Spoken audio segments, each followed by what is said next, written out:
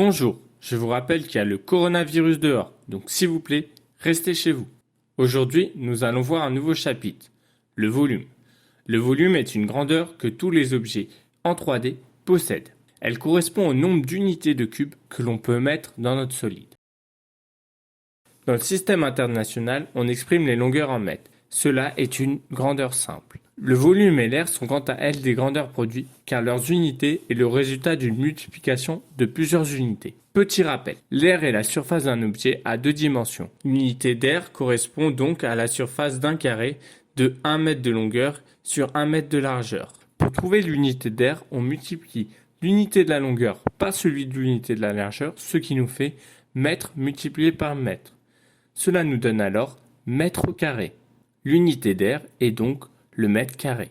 De la même manière, l'unité de volume est un cube de longueur, de largeur et de hauteur de 1 mètre.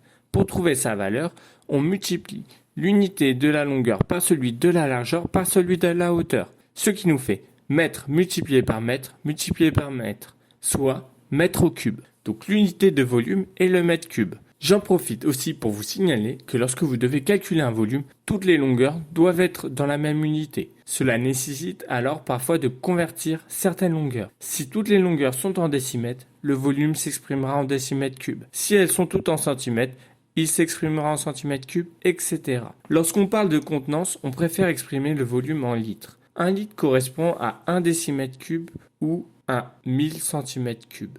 Si vous avez du mal à convertir des volumes entre eux, je vous invite à revoir les tableaux de conversion.